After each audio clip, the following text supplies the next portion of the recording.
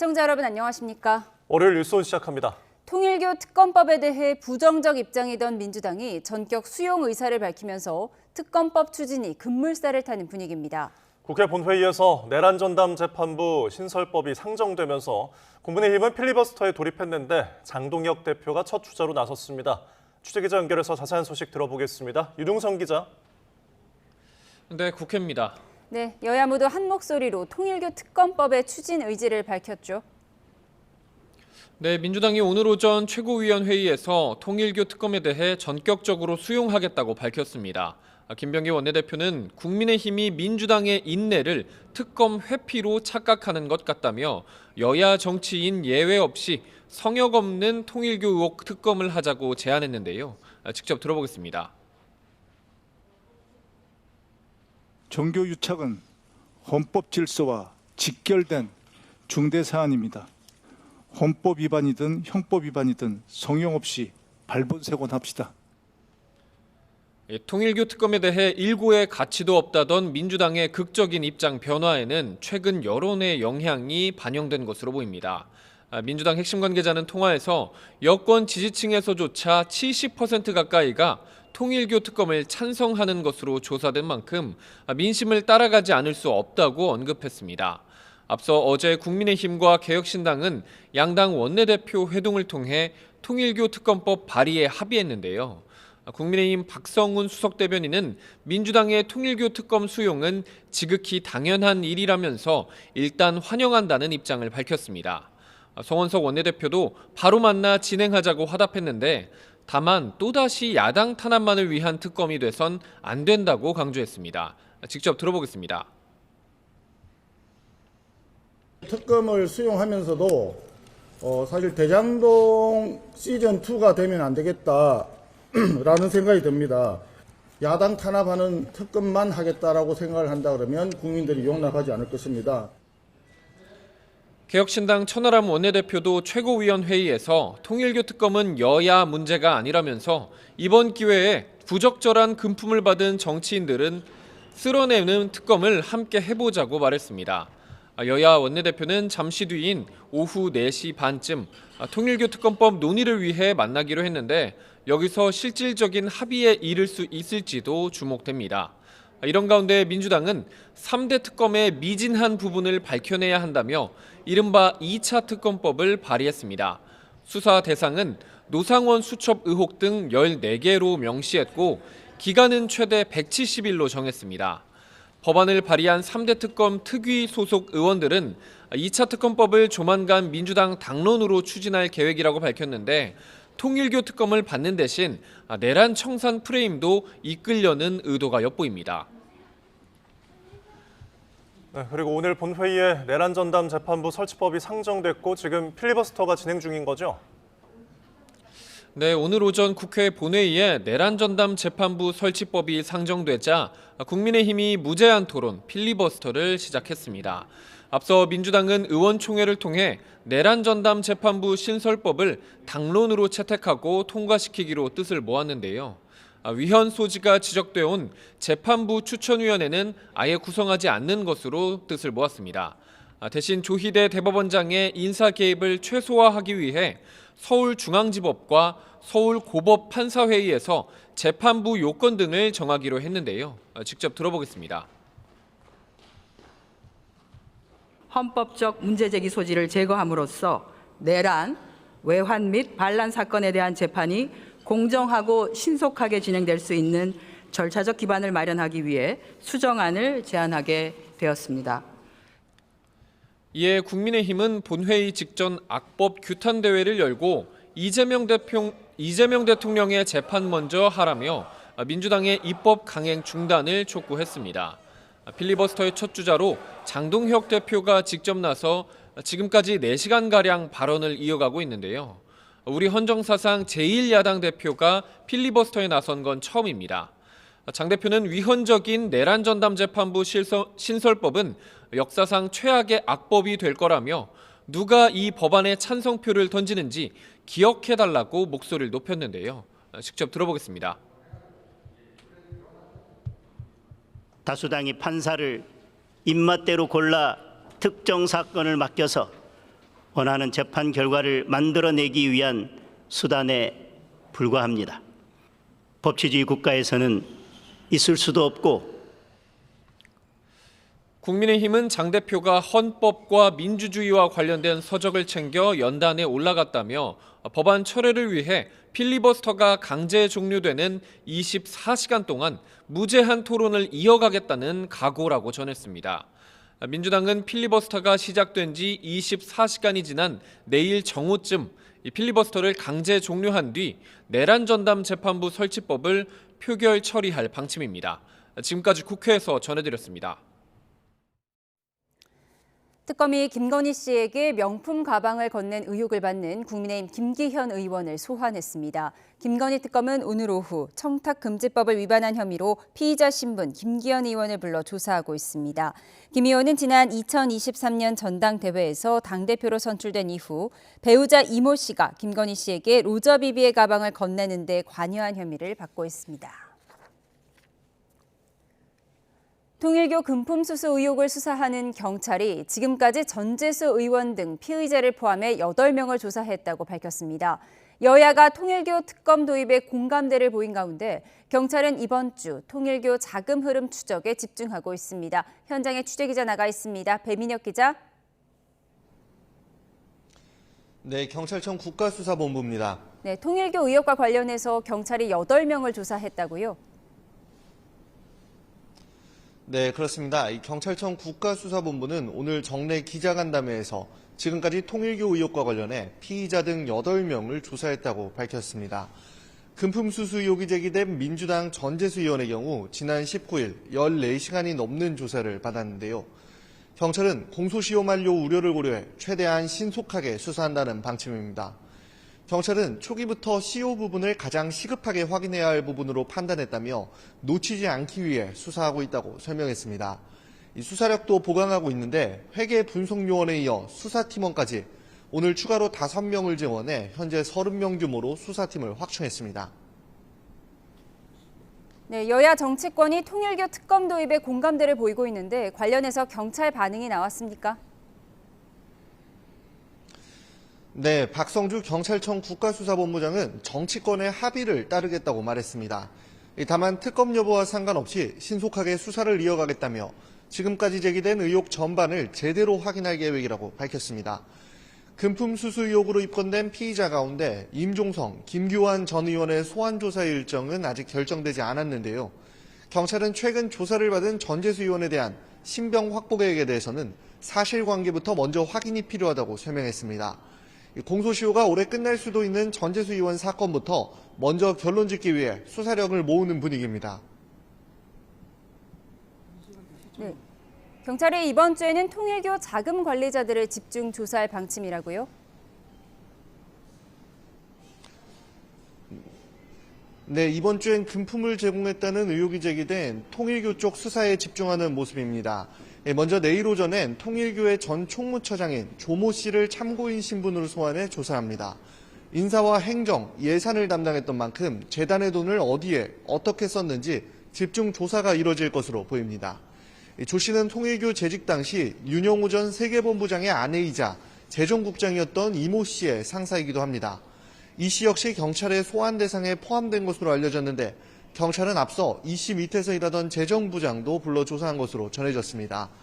이런 가운데 금품수수 의혹을 받는 김규환 전 미래통합당 의원 측은 다시 한번 혐의를 부인하며 오늘 오후 경찰청에 윤 전 본부장을 무고, 명예훼손 등의 혐의로 고소했습니다. 지금까지 경찰청 국가수사본부에서 YTN 배민혁입니다. 3년여간의 용산 시대가 마무리되고 청와대 시대가 다시 닻을 올렸습니다. 청와대 기자실에 있는 춘추관에서 오늘 첫 브리핑이 열렸고 이재명 대통령의 집무실도 곧 청와대로 옮겨질 전망입니다. 정인용 기자입니다. 청와대 춘추문이 활짝 열린 가운데 출입 기자들이 오가고 이사 작업이 이어집니다. 매일 아침 일정을 알리는 모닝 브리핑도 2층 브리핑룸에서 첫 선을 보였습니다. 고려시대와 조선시대 역사 기록을 맡았던 관아에서 유래된 춘추관은 언론 정신을 추구하겠다는 의미가 담겨 있는데 제자리를 찾게 됐습니다. 이 대통령 보좌가 주 업무인 의전실 등을 제외한 대부분 업무 시설도 이전 작업을 마쳤고 연말이면 이사가 마무리될 전망입니다. 지난 2022년 5월 전임 윤석열 정부 출범 이후 용산 국방부 청사로 옮겨졌던 국정운영의 컨트롤타워가 다시 종로구 청와대로 복귀한 셈입니다. 12월 한 28일, 29일 때부터는 이제 청와대라고 쓸 수 있습니다. 청와대는 대통령이 주로 이용하는 본관과 참모들의 공간인 국민과 함께한다는 뜻의 여민관, 그리고 외빈맞이나 행사에 활용되는 영빈관 등으로 짜여 있습니다. 특히 이 대통령의 집무실을 본관은 물론 여민관에도 설치해 핵심 참모인 3실장 수석들과 상시소통 속에 정책 결정을 내릴 걸로 보입니다. 대통령 환전은 그간 청와대 개방에 따른 훼손으로 아직 추가적인 점검이 필요해 내년 상반기에 완비될 걸로 예상됩니다. 용산과 달리 청와대는 대통령 참모진 공간과 춘추관이 분리돼 있고 국민과 접촉도 쉽지 않은 만큼 구중궁궐이란 논란이 뒤따라왔습니다. 하지만 대통령실은 소통은 위치보다 의제 문제라며 그간 국무회의와 업무보고 생중계 그리고 수차례 기자회견을 통해 보여줬듯 계속 열린 자세로 국정을 운영하겠다는 입장입니다. YTN 정인용입니다. 경기 성남시에 있는 카카오 판교 아지트에 또 폭발물 설치 협박이 들어와 경찰이 수사하고 있습니다. 성남 분당경찰서는 오늘 오전 카카오로부터 관련 신고를 접수했습니다. 이에 수색 작업을 벌이고 순찰을 강화했으며 카카오 측도 자체 방어 수준을 높였지만 폭발물은 발견되지 않았습니다. 어젯밤 9시 50분쯤 카카오 고객센터에 올라온 협박 게시글은 자신이 이재명 대통령이라고 밝히면서 고성능 폭탄을 설치했고 오늘 터질 거라고 주장하는 내용으로 전해졌습니다. 국세청이 새벽 배송 노동자 과로사와 개인정보 유출 등으로 논란이 되고 있는 쿠팡에 대해 특별 세무조사에 착수했습니다. 업계에 따르면 국세청은 서울지방국세청 조사4국과 국제거래조사국 조사 직원들을 오늘 오후 서울 문정동 쿠팡 풀필먼트 서비스 본사에 투입해 세무조사에 필요한 회계자료 등을 확보하고 있습니다. 대전 분산경찰서는 음주 상태로 택시를 훔쳐 달아나다 주차된 차를 들이받고 도주한 혐의로 10대 A씨를 구속 상태로 검찰에 넘겼습니다. A씨는 지난 10월 24일 새벽 대전 서구 갈마동에서 택시기사와 실랑이를 벌이다 기사가 자리를 비운 틈을 타 택시를 훔쳐 달아난 뒤 주차된 차를 들이받고 도주한 혐의를 받고 있습니다. 내년 봄 완전체 컴백을 앞둔 가운데 BTS가 새 앨범 준비 과정에서 소속사를 향한 불만을 내비쳤습니다. BTS 리더 RM은 어제 팬 커뮤니티 플랫폼 위버스 라이브 방송을 통해 2026년은 방탄소년단의 해로 가자 진짜 큰 게 온다고 하면서도 회사가 우리에게 조금 더 애정을 가져줬으면 좋겠다고 말했습니다. 지난 16일 라이브 방송에서도 RM은 언제 컴백을 발표할지 회사가 좀 더 속도를 내줬으면 좋겠다고 아쉬움을 표한 바가 있습니다. 오늘 오전 11시 반쯤 서울 신길동에 있는 3층짜리 근린생활시설에서 입주한 음식점에서 불이 나 1시간 만에 꺼졌습니다. 이 불로 건물에 있던 6명이 소방당국에 구조됐고 이 가운데 남성 1명은 연기를 들이마셔 병원으로 옮겨졌습니다. 또 음식점이 있는 지하 1층이 전부 불에 탔습니다. 원달러 환율이 1,470원대에서 출발해 장중에 1,481원까지 오르면서 외환 시장의 긴장감이 감돌고 있습니다. 코스피는 기관과 외국인의 순매수로 4,100선을 회복해 장을 마쳤는데요. 환율과 증시 소식 자세히 알아보겠습니다. 유한홍 기자, 현재 환율 수준 어떻습니까? 현재는 1,479원과 1,480원 사이를 오르내리고 있습니다. 원달러 환율이 오늘 1,476원으로 출발해 1,470원대 중후반에서 움직이다 오후 들어 1,481원까지 상승했습니다. 지난 19일에도 1,481원까지 올랐는데 오늘 다시 1,480원대 환율을 기록했습니다. 지난주 환율을 안정시키기 위한 대책이 잇따라 발표됐지만 환율은 더 오르고 있어 상승세가 심상치 않음을 보여주고 있습니다. 국민연금이 전략적 환 해지를 시작했고 한국은행과 외환 스와프를 일부 재개했음에도 환율은 쉽사리 내려오질 않고 있습니다. 외환당국은 국민연금이 환 해지를 시작하면 달러화 매도 물량이 시장에 나와 환율이 내려갈 것으로 기대했습니다. 한은도 금융기관의 달러화 공급 물량을 늘리기 위해 지난 19일 임시금융통화위원회에서 추가적인 환율 안정책을 발표했습니다. 이 같은 외환당국 노력에도 환율이 좀처럼 내려가지 않고 있지만 다행히 코스피 시장에서 외국인은 6거래일 만에 순매수로 돌아왔습니다. 코스피는 기관과 외국인 순매수에 힘입어 6거래일 만에 종가 기준 4,100선을 회복했습니다. 코스피는 기관이 1조 6천억 원, 외국인이 1조 1천억 원 순매수를 하면서 2.1% 오른 4,105로 마감했습니다. 코스피가 2%대 상승세를 보이면서 시장에선 이른바 산타 랠리 기대감이 커졌습니다. 삼성전자가 4%, SK하이닉스가 6% 상승하는 등 반도체주가 특히 강세였습니다. 지난 19일 뉴욕 증시에서 기술주 중심 나스닥 지수가 1% 이상 상승했고 필라델피아 반도체 지수가 3% 가까이 급등한 영향이 큰 것으로 보입니다. SK스퀘어는 8%, 고려아연은 5% 상승하는 급등세를 보였습니다. 코스닥도 1.5% 오른 929로 장을 마쳤습니다. 코스닥 시장에서는 개인과 기관이 순매수를, 외국인이 홀로 순매도를 했습니다. 지금까지 YTN 유환홍입니다.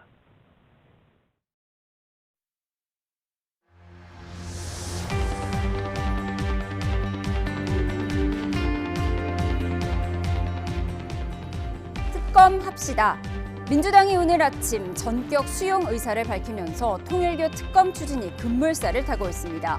여야 모두 지금 당장 만나서 논의할 뜻을 밝혔는데요. 향후 전국에 어떤 파장을 가져올까요? 그 목소리로 정치훈 시작합니다. 국민의힘은 마치 민주당이 뭐라도 있어 특검을 회피하는 줄 알고 내심으로는 민주당이 특검을 받지 않을 것이라고 확신한 모양입니다. 민주당의 인내를 회피로 착각한 것 같습니다. 통일교에 대한 특검 합시다. 함께 여야 정치인 누구도 예외 없이. 좋습니다. 특검 바로 수용한다니까 만나서 바로 진행했으면 좋겠습니다. 근데 이게 특검을 수용하면서도 사실 대장동 시즌2가 되면 안 되겠다라는 생각이 듭니다. 야당 탄압하는 특검만 하겠다라고 생각을 한다 그러면 국민들이 용납하지 않을 것입니다. 이번에 우리가 통과시켜야 하는 특검은 원안에 가까운, 실제로 그래서 민주당의 부패한 정치인들이 수사받을 수 있는 그런 특검이 돼야 되는 것이지, 지연 전술을 통해서 물타기를 시도하는 민주당의 특검 제안이 돼서는 안 된다.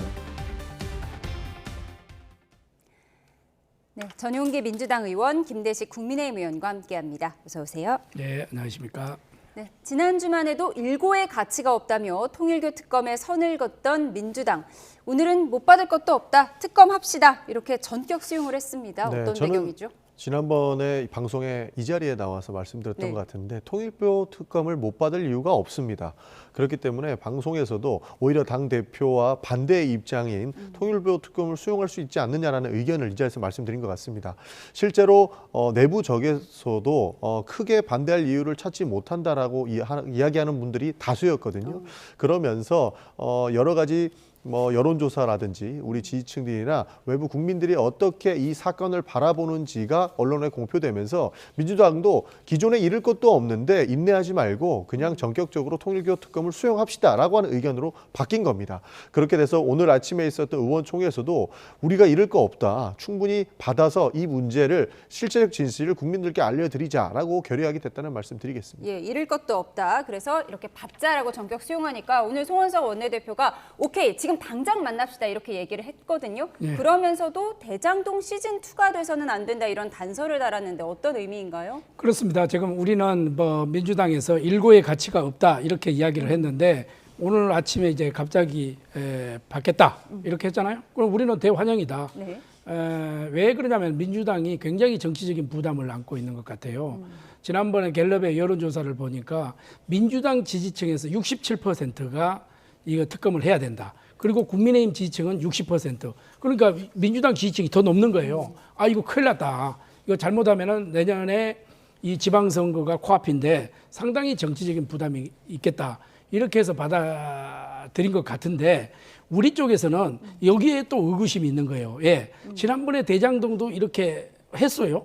받겠다 해놓고 오늘 갑자기 예, 국정조사. 그런데 슬그머니 빠졌단 말이죠. 오늘도 그러한 일이 없기를 바라고 우리는 당장이라도 만나서 특검을 했으면 좋겠다. 민주당도 손해볼 것도 없고 정정당당하게 받아라. 네. 그리고 나서 명명백백 잘못한 점이 있으면 잘못했다 하는 거고 또 죄를 지었으면 벌을 받는 거고 그런 거 아니겠어요? 예, 야당 그런 점에서 탄압하는 우리는 특검이 되지 않았으면 예, 좋겠다. 그래서 이제 제2의 대장동 이 특검으로 이렇게 가서는 안 된다.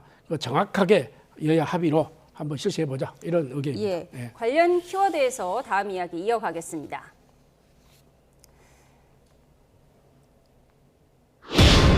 당초 통일교 특검은 언감생심, 논의할 가치조차 없다며 강경한 입장을 보이던 민주당이 왜 입장을 선회했을까? 딱 일주일 전 발언부터 먼저 듣고 오겠습니다. 국민의힘의 통일교 특검 주장은 절대 수용 불가하고 일고의 가치도 없다. 언감생심 꿈에도 꾸지 말라. 못 받을 것도 없다고 생각합니다. 국민의힘 연루자 모두를 포함시켜 진실을 명명백백하게 밝히는 것도 저는 좋다고 생각합니다. 당은 당 자체 고위 전략 단위의 여론조사와 언론 보도 등을 중심으로 민심을 면밀히 주시하면서 문재인 정부 때 통일교의 로비를 받았던 분들은 아무래도 대체로 좀 친문들일 가능성이 높아요. 전재수 전 장관도 이제 사실 그런 친문이고 처음부터. 그렇다 그러면 지금 친청 지도부나 아니면 조금 넓혀서 친명계에서 봤을 때도 아니 친문들을 보호해주자고 우리가 이런 정치적 부담을 지을 수가 있냐. 네, 천하람 개혁신당 의원은 문재인 정권에서 통일교 로비를 받았다면 친문재인계일 가능성이 높고 그렇다면 친명계에서 굳이 이걸 보호해줄 필요가 없지 않느냐. 그러면 특검을 받을 것이다. 이런 예측을 오늘 아침에 내놨거든요. 반드시 그럴 필요는 없습니다. 친문이고 친명이고를 떠나서 전재수 장관도 지금 이재명 정부의 장관이었습니다. 그렇기 때문에 친문이다 친명이다라고 선을 그을 수는 없는 부분이 됐기 때문에 저 말씀은 동의하기가 어렵다는 말씀을 드리는 것이고요. 사실 정청래 당대표와 수석 대변인이 지금까지는 일고의 가치가 없다고 말씀하셨던 것은 정치적 논쟁이었기 때문이라고 생각을 합니다. 그러나 실제로 통일교의 특검이 필요하다라고 하는 여론도 높다라는 말씀 김대식 의원님도 말씀해 주셨는데 그분도 굉장히 많은 영향력이 있었을 거라고 보는 것이고요. 당 내부에서도 그거 왜 못 받느냐. 우리는 절대 캥기는 게 없는 것 같고 오히려 나왔으면 국민의힘이 더 나왔지 왜 우리가 이걸 무서워하느냐라고 하는 내부적 비판도 작용했을 거라고 봅니다. 그렇기 때문에 이 문제는 유불리를 떠나서 실체적 진실을 밝히는 것이 대한민국의 헌법이 정의했던 정교의 분리가 저는 확고해진다라고 보기 때문에 그런 측면에서 입장을 확 뒤집으면서도 수용했다라는 말씀 좀 드리고 싶습니다. 예, 민주당의 입장을 선회한 이유, 지금 천하람 의원이 분석한 것, 통일교 특검에 연루된 사람이 친문재인계일 가능성이 높기 때문에 친청계와 친명계에서 이걸 보호해줄 필요 없다. 이 부분에 대해서 어떻게 생각하세요? 아니, 천하람 의원이 이제 개인적인 의견인데 저도 일부는 동감을 합니다. 그러나 우리 전영기 의원님께서 말씀하셨다시피 지금 전재수 장관은 문재인 정부 때에 사실은 정치에 입문을 했지만은 실질적으로 지금 현재 장관은 이재명 정부에서 하는 거 있지 않겠습니까? 그러나 그 내부적인 그 민주당은 친노, 친명 그리고 친문 이렇게 제가 세 갈래로 이렇게 파트로 갈라져 있어요. 그러나 내년 지방선거를 앞두고 상당한 삽바 싸움의 한 일환이다. 저도 그렇게 보는 측면이 있습니다. 국민들도 그렇게 볼 수가 있습니다. 그러나 이제 이 통일교의 특검을 자신 있게 받아들였으니까 아까도 말씀드렸다시피 정말 여야와 하루빨리 좀 만나서 협의를 하고 속전속결로 해서 부족한 점이 있으면 또 보충해 주는 거고 억울한 점이 있으면 풀어주는 거고 죄를 지었으면 죄를 지는 거 아니겠어요. 그런 점에서 방금 우리 전영기 의원님께서 국민의힘에 하는데 실질적으로 나오는 숫자는 민주당이 훨씬 많아요. 그런 점에서 우리가 한번 뒤집어 봐야 된다 이렇게 생각합니다. 민주당이 전격 수용한 통일교 특검 오늘 4시 반에 여야 원내대표가 만날 예정이니까요. 관련 속보가 들어오면 또 전해드리도록 하겠습니다. 저희는 다음 키워드로 가겠습니다.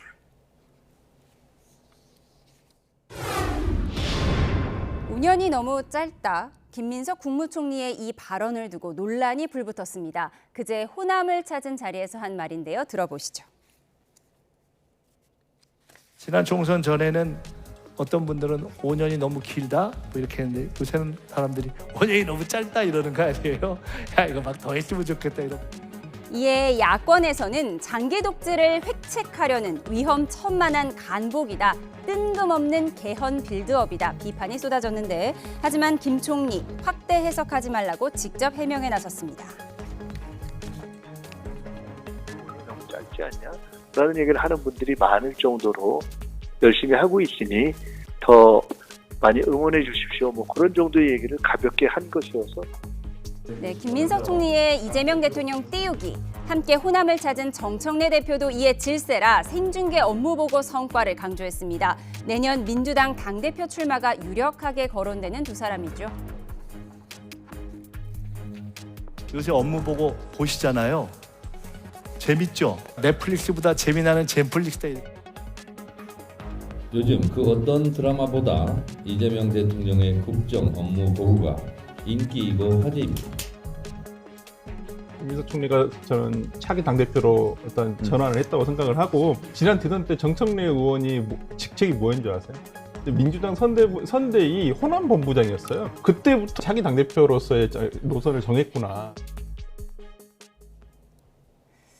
네, 5년이 너무 짧다. 김민석 총리가 호남을 찾아서 이재명 정부의 임기를 언급했는데, 야권에서는 대통령 임기 연장 개헌을 염두에 둔 것 아니냐 이렇게 화들짝 놀란 것 같아요. 어떻게 보셨습니까? 헌법과 법률에 맞지 않은 비판이기 때문에 저는 일고의 가치도 없다라는 말씀 드리겠습니다. 기본적으로 법을 바꾸더라도 임기가 연장될 수는 없는 부분이 있지 않습니까? 그런 부분에서 다시 한번 일고의 가치도 없다는 말씀을 드리는 것이고, 앞뒤 맥락을 저는 펴놓고 봤으면 좋겠습니다. 과거 윤석열 정부에서는 5년은 너무 길다라고 이야기했지만, 이재명 정부에서는 5년이 짧다라고 이야기했던 맥락을 보면, 과거 윤석열 정부의 비판이 결국에는 윤석열 대통령이 5년 동안 얼마나 나라를 망칠 것인가 하는 걱정을 민주당 지지층들에서는 굉장히 많이 해왔었는데, 오히려 지금 정권이 교체된 이후에는 굉장히 잘한다라고 하는 평가들을 저는 나열했다고 보는 것이거든요. 그렇기 때문에 이 맥락을 다 띄워놓고 오히려 임기 연장을 획책했다, 독재로 간다라고 하는 이런 비판들은 저는 맞지 않다고 봅니다. 그래서 김민석 총리께서 직접 말씀하신 대로 열심히 하고 있으니 더 많이 응원해달라는 가벼운 말에서 비롯됐다라고 보고 있습니다. 예, 김민석 총리가 5년은 너무 짧다 이렇게 얘기했더니, 국민의힘에서는 4년 6개월 남은 게 걱정이다 이런 반응을 내놨더라고요. 저는 대통령이나 국무총리나 요즘 너무 말이 가볍다고 생각을 합니다. 사실은 그 국무총리는 1인 지하의 만인지상입니다. 굉장히 그 대통령 다음에 서열이지 않습니까? 그런 분이 실질적으로 가서 그 특강을 하다 보면은 재밌게 하기 위해서 그렇게 풀 수도 있습니다. 그러나 지금 직책이 총리라는 겁니다. 총리의 말은 한마디 한마디가 굉장히 역사가 될 수 있고, 그것이 마일리지가 누적이 돼서 국민들 속에, 가슴 속에 파고드는 거예요. 저는 5년이 짧다? 이것은 지금 현재 민주당이 하는 행위를 보면은 당장 헌법을 고쳐서라도, 얼마든지 고쳐서라도 지금 임기 연장을 한번 해볼까 하는 그런 에드블론을 띄운 거 아니냐, 이런 의구심을 가질 수밖에 없잖아요. 그래서 한마디 한마디를 굉장히 신중하게 해야 되고, 그리고 국정에 지금 이 업무보고 받은 상태에서 지금 재밌다? 그리고 총리도 재밌다, 대통령도 재밌다, 넷플릭스 보는 것보다 재밌다?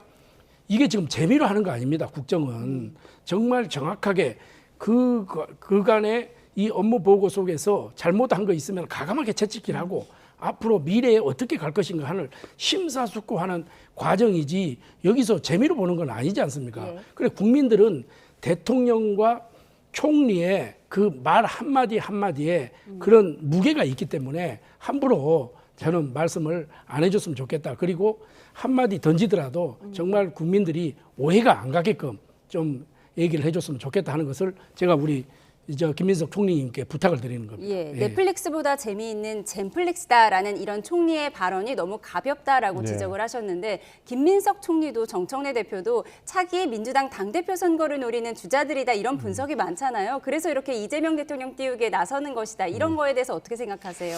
당장에는 그렇지 않겠습니다만 마음속을 들여다보지는 않았기 때문에 김민석 총리의 출마를 점치는 것도 이상하지 않다고 생각을 합니다. 그러나 지금은 대한민국의 국무총리이기 때문에 국무총리로서의 업무를 보는 것이 좋은 평가를 받기 위함 아니겠습니까? 그런 평가를 받기 위해서 저렇게 국정설명회도 다니는 것이기 때문에 저는 오히려 더 열심히 일하라고 힘을 내줬으면 좋겠다는 말씀을 해주시는 게 더 바람직하지 않을까 싶습니다.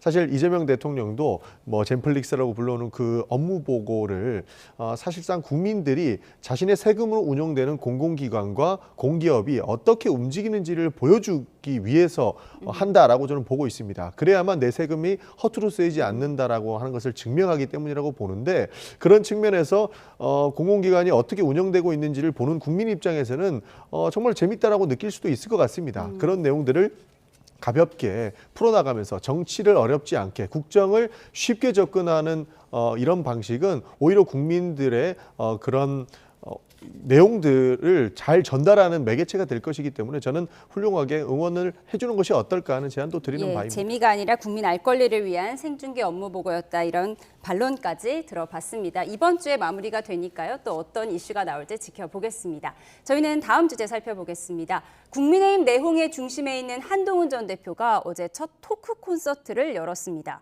자신과 싸워서 정치적 탈출구를 만들고 싶어하는 사람이 있다며 장동혁 대표를 정면 겨냥하기도 했는데요. 그 현장 보시죠.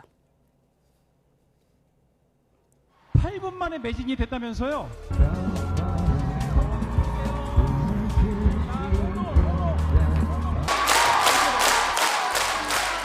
민주당과 싸우고 있는 저랑 싸워서 정치적인 탈출구를 만들고 싶어하는 사람들도 있습니다. 당직을 걸고 당의 권한을 이용해서 당내 인사를 노골적으로 공격하는 것은 저는 처음 보는 현상이긴 합니다. 김종혁 전 최고위원에 대한 중징계 권고를 염두에 둔 발언으로 보이는데, 이에 앞서 장동혁 대표, 이제는 정말로 바뀔 거라고 강조했습니다. 이제 그 변화를 시작하려고 합니다. 타임 스케줄을 대개 올 연말 정도로 봤던 것이고, 의원 확장, 중도층 공략이라는 이런 중도 확장, 윤석열 전 대통령과 절연할지, 친한동훈계와 같이 갈지 여부 등이 핵심일 텐데, 하지만 이호선 당무감사위원장 오늘도 한동훈 전 대표를 겨냥한 강성 발언을 이어갔고, 전직 윤리위원장은 선거를 생각해야 한다고 조언했습니다. 우리 김문수 전 후보가 말했듯이 상당한 당의 보배인데, 한 사람이라도 끌어모아야지.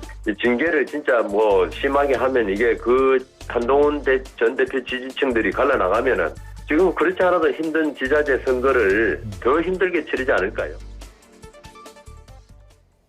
네. 한동훈 전 대표의 첫 토크 콘서트, 어제 8분 만에 매진이 되면서 팬덤을 좀 확인하긴 했는데, 이 자리에서 당 권한을 이용해서 당내 인사를 노골적으로 공격하는 건 처음 본다. 이건 김종혁 전 최고위원에 대한 중징계를 염두에 둔 발언이잖아요. 우리 당의 이제 그 다양한 스펙트럼이 상당히 넓어요. 그러나 이제 정당인이 됐든 간에, 또 당직자가 됐든 간에, 또 국회의원이 됐든 간에, 우리 당원이 됐든 간에 뭐 자유스럽게 이야기하는 것은 그만큼 당이 건강한 뭐 정당이다, 이렇게 보는 거고, 단지 지금 현재 우리가 싸우고 또 투쟁하고 이런 그것이 살아남기 위한 몸부림으로 이렇게 봐줘야 되는데, 지금 바깥에서 우리가 싸우고 이렇게 내부 총질하고 이렇게 됐을 경우에는 좋아하는 것은 좀 민주당하고 좀 다른 우리 반대 세력을 아니겠어요? 갑자기 이제 우리 이명박 대통령 말씀이 생각이 나는데, 이런 말씀을 하셨어요. 이 잘된 집안은 싸우다가도, 형제끼리 싸우다가도 강도가 들어오면 강도부터 쳐내놓고 또 이렇게 싸워야 되는데, 그 조언을 두고도 지금 아전인수 해석이 그러니까 나오고 있잖아요. 그런 아전인수 해석인데, 그 해석은 제가 그 자리에 있었기 때문에 참 당 대표 중심으로 해서 열심히 해라, 그렇게 하는 그런 하나의 그 덕담이었지. 그리고 서로가 이제 뭐 자기 생각대로 이렇게 해석을 하니까 문제인데, 제가 옆자리에서 그 말씀을 들었기 때문에 말씀을 드린 겁니다.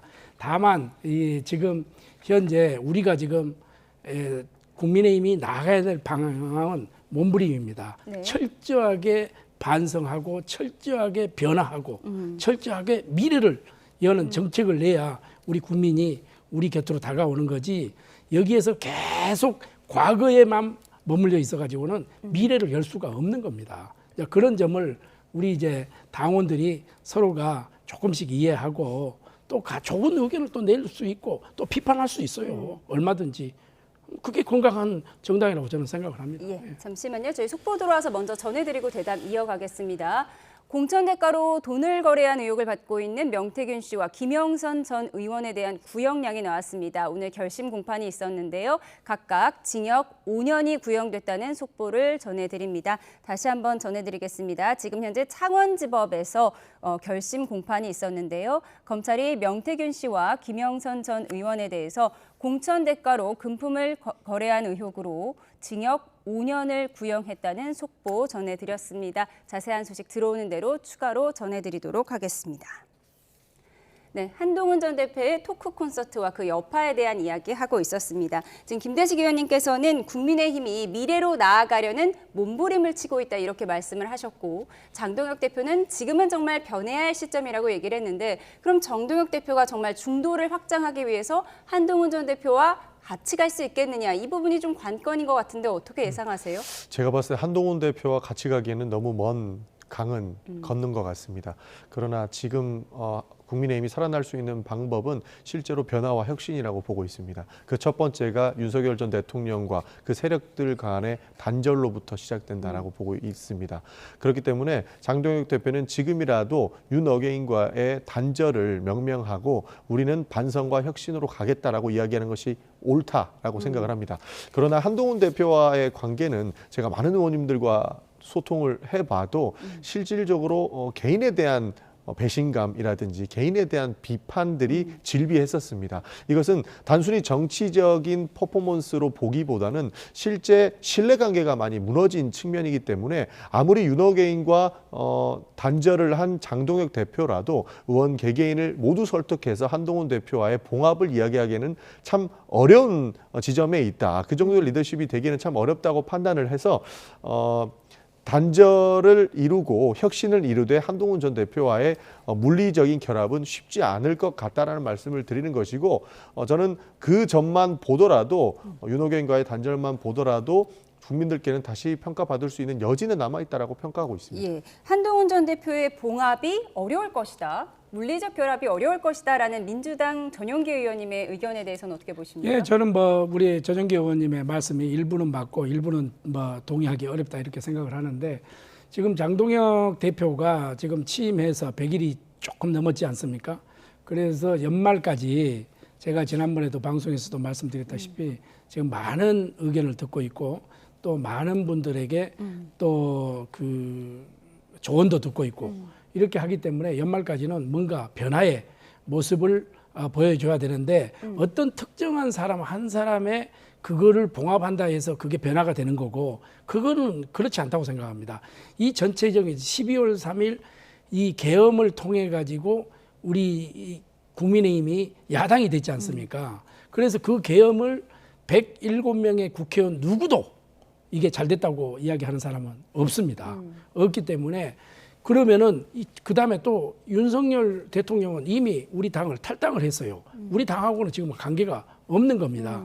그러니까 그런 전체적인 것을 봉합을 해서 장동혁 대표가 연말 안에 어떤 메시지를 내지 않을까 이렇게 생각을 하고 저는 또 거기에 대한 기대를 하고 있고 지금 왜 언제 하노 빨리 안 하나 이렇게 하지만은 조금 인내를 가지고 좀 기다려 주시면. 아니 그런데 당이 하나로 가자면서 친한동훈계를 자꾸 징계하려는 움직임이 있으니까 오늘 여상원 전 윤리위원장도 한동훈 전 대표에 대해서 징계를 강하게 하면 이건 선거에서 어려워질 수 있다 이런 조언을 했거든요. 그러니까 이 여상원 당무감사위원장은 거기에서 지금 별도 조직을 해놨어요. 우리가 거기에서 어떤 징계해라, 징계하지 마라 이게 가이드라인을 주게 되면은 당무감사위원이 아니지 않습니까? 네. 거기에서 나온 것을 평가를 해서 다시 윤리위원으로 가거든요. 윤리위원회에서 최종 결정은 최고위원회에서 결정하기 때문에 네. 그 과정이 우리가 미리서 당무감사위원장에게 이래라 저래라 가이드라인을 줄 수는 없는 거 아닙니까? 예, 별도라고 하더라도 그러나 일부에서는 그건 털고 가자 네. 하는 주장도 있고 일부에서는 껴안고 가야 된다 이런 주장도 있지 않겠어요? 그거를 이제 최종 결정은 조율하고 또 판단은 당 대표가 하겠죠. 그래서 어떻게 할 거라고 보세요? 그거는 이제 조금 자기가 지금 기다려보고 있으니까 많은 의견을 듣고 있으니까 곧 뭔가 메시지를 내지 않겠냐 이렇게 첨언 생각합니다. 있으십니까? 네, 지금 사실 당의 원칙이 좀 무너진 상황이라고 보고 있습니다. 윤리감사위원장께서는 정무적인 판단을 해서 말씀을 하셨으면 안 됐는데 오히려 이분께서 좀 말을 좀 편히 하신 거 아닌가 싶어요. 왜냐하면 당헌 당규의 위반이 보였기 때문에 징계를 해야 된다는 것 아니겠습니까? 그러나 나중에 있을 봉합을 이야기하시면서 뭐 당의 헌법과 또 같은 당헌을 무시했던 행위를 여지를 두면서 용서할 수 있는 가능성을 넣어줬거든요. 사실 이렇게 되면 누구든지 당헌 당규로 위반, 그러니까 쉽게 얘기해서 법을 위반해도 우리가 봉합한다라고 하는 정무적인 이슈만 있다면 풀려나갈 수 있는 여지를 두기 때문에 오히려 이런 식으로 당이 운영됐다라고 하는 것들은 더 안 좋은 행위를 해도 자기는 살아나갈 수 있다라고 하는 여지로 읽히기 때문에 뭐 당 대표는 판단하는 사람이기 때문에 그렇게 얘기할 수는 있다라고 보지만 윤리감사위원장께서 저렇게 정무적인 판단, 인간적인 판단을 이야기하시는 것은 오히려 원칙을 훼손시키는 것에 가깝다라는 말씀 좀 드리고 싶습니다. 예, 그렇습니다. 지금 말씀하신 대로 당무감사위원회나 윤리감사위원회는 사실과 정확한 그걸 판단을 가지고 마지막 결론으로 이렇게 해야지 미리서 말이 앞서는 것은 안 되는 거거든요. 저도 그거는 동감합니다. 왜 그러냐면은 결론도 나지 않는 상태에서 이 이후에 어떻게 벌어질 것이다. 이것은 자기 목이 아니죠. 자기 목이 아니고 이것은 또 윤리위원회라면 윤리위원회 목이 있고 또 최고위원회 목이 있고 당 대표의 목이 있는 거예요. 그때 판단을 해야지 미리서 그거를 예견해가지고 이렇게 말씀하는 것은 적절치 않다. 저는 이런 말씀을 드립니다. 알겠습니다. 그런가 하면 장동혁 대표가 앞으로 얼마나 변화된 행보를 보일지 관심인 가운데 오늘 필리버스터 첫 주자로 나섰는데요. 그 장면부터 보고 오시죠.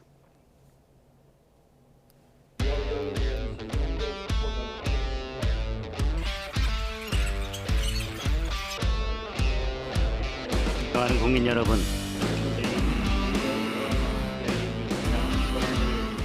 대한민국 역사상 최악의 악법으로 기록될 것입니다. 똥을 물에 풀어도 된장이 되지는 않습니다.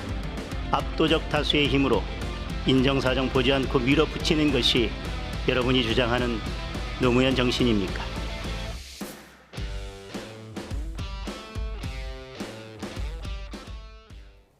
네, 장동혁 대표 헌정사 첫 야당 대표의 필리버스터 참여라고 하는데 원래 야당 대표는 필리버스터 잘 안 했나 봐요? 보통 당을 구성하고 있는 의원님들께서 참여를 많이 하셨죠. 그러나 대표급에서는 하지 않았던 게 사실상의 관례입니다. 그러나 그 내용들을 깨시고 본인들이 이렇게 전면에 나선 거는 오히려 투쟁에 선봉에 서겠다라고 하는 내용으로 읽히기 때문에 뭐 저는 크게 나쁘지는 않다라고 보고 있습니다. 예, 오늘 한 워딩 중에 보면 똥에 물을 풀어도 된장이 되지 않는다. 그러니까 내란 재판부에 대해서 위헌이다. 이 부분 강조한 것 같아요. 그렇습니다. 그리고 지금 말씀하신 대로 이제 장동혁 대표가 지금 헌정사상 첫 야당 대표가 필리버스터 주자로 나왔잖아요. 우리가 믿을 것은 국민밖에 없습니다.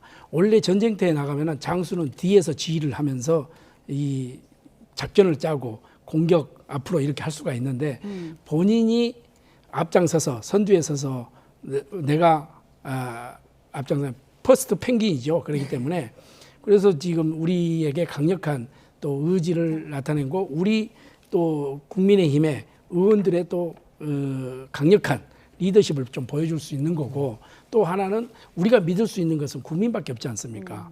이게 24시간 지나면은 또 민주당이 다수결로 해서 또 통과가 시켜요. 그러나 이것이 하나하나가 역사적인 기록이고 하나하나가 역사적인 마일리지다 이렇게 생각을 하고, 앞으로 그러면 국민의힘에서 뭐 했느냐, 우리는 이렇게 투쟁하고 이렇게 해왔다 이렇게 하는데, 사실은 그 지금 그 8개 악법 중에서 6개가 이게 사실상 민주당이 후퇴를 했어요. 2개만 올리고. 그만큼 우리가 의지를 가지고 야당에서 국민과 함께 싸워줬기 때문에 민주당에서 이 정도로의 좀 6개를 더 심사숙고를 하지 않나 이렇게 생각하고, 우리로 봐서는 상당히 큰 성과로 이렇게 보고 있는 거죠. 저는 이제 야당 대표가 저렇게 앞장서서 투쟁하는 모습은 비판하고 싶지 않습니다. 그러나 앞뒤는 좀 같았으면 좋겠어요. 우리가 혁신해야 되고 반성하고 더 처절하게 해야 국민들께서 알아주신다라고 말씀을 하시는데, 이 법은 내란 재판부와 관련된 내용이거든요. 윤석열과 단절하겠다고 하면서 윤석열을 지키기 위한 모습으로 보일 수가 있습니다. 그렇기 때문에 앞과 뒤가 다르다라고 하는 평가를 받을 수 있기 때문에 지금 이 법이 역사에 어떻게 평가될지 그리고 윤석열과 실제로 단절할 수 있을지에 대한 그런 모먼트가 됐으면 좋겠다는 말씀 드리겠습니다. 그러니까 이 법을 사실상 법은 법사위가 왜 있는 겁니까? 사실은 우리가 상임위에서 법사위에서 소위를 거치고 법사위를 거쳐서 본회의로 올라와 가지고 이렇게 해야 되는데 일방적인 통행이지 않습니까? 일방적인 통행이고 우리가 그 법의 내용이 어떻게 전개가 되는 건지 사실상 10시 한 40분쯤 우리가 개의를 했는데 10시 전까지 몰랐어요. 그러면 무슨 이게 야당이 필요하고 있고 국회가 필요합니까? 일방적으로 통과시키고 통행하면 되는 겁니다. 이제 그런 점에서 사실상 민주당도 여야 협치를 주장하고 또 같이 의논하고 이렇게 해야 건전하게 될 거 아닙니까? 그리고 뭔가 또 잘못된 점이 있으면은 그 부분을 여야와 협의해서 이런 부분은 좀 고쳐 나가면서 해야 되고 대통령께서 뭐라 했어요? 취임사에서 뭐라 했습니까? 여야와 협치하겠다. 나를 지지하는 국민도 우리 편이고 나를 지지하지 않는 국민도 나의 편이다. 우리는 여야와 협치를 하겠다. 이렇게 하는데 민주당은 완전히 대통령과의 거리에 상반된 지금 행동을 하고 있지 않습니까? 그런 점에서 우리가 야당 대표가 필리버스터 하면서 그런 강력한 의지를 나타낸다. 뭐 똥에 물을 타도 뭐 된장이 되지 않는다. 이런 그 극단적인 표현까지 방송 용어로서 맞을지 모르겠는데 그런 표현까지 쓰는 이유가 뭐겠습니까? 우리가 그만큼 우리 국민들과 함께 하겠다는 것밖에 없습니다. 우리는 믿을 곳은 국민밖에 없다. 이런 이야기입니다. 헌정사상 첫 야당 대표의 필리버스터에 대해서 분석을 해봤습니다. 조금 전 들어온 속보를 다시 한번 자세하게 전해드리도록 하겠습니다. 앞서 검찰이 명태균 씨와 김영선 전 의원에 대해서 각각 징역 5년을 구형했다고 전해드렸는데요. 명태균 씨에 대해서는 징역 1년이 추가가 돼서 징역 6년이 구형됐습니다. 공천 대가의 돈 거래 의혹인데요. 명태균 씨의 경우에는 정치자금법 위반 혐의로 징역 5년과 추징금 1억 6,070만 원 그리고 증거인멸 교사 혐의로 징역 1년이 추가로 구형이 됐습니다. 김영선 전 의원은 정치자금법 위반 혐의로 징역 5년에 추징금 8천만 원이 구형됐습니다. 다시 한번 전해드리겠습니다. 오늘 결심 공판이 있었던 명태균 씨와 김영선 전 의원에 대해서 정치자금법 위반 혐의에 대해서는 각각 징역 5년을 선고해달라고 검찰이 재판부에 요청을 했는데요. 명태균 씨의 경우에는 증거은닉 교사 혐의로 1년이 추가로 구형돼 징역 6년이 구형됐다는 속보 전해드립니다. 자세한 소식은 들어오는 대로 추가로 전해드리도록 하겠습니다. 네, 마지막 주제 짚어보겠습니다. 용산에 있던 대통령실이 이번 주에 청와대로 이전하는데요. 그 모습부터 보고 오시죠.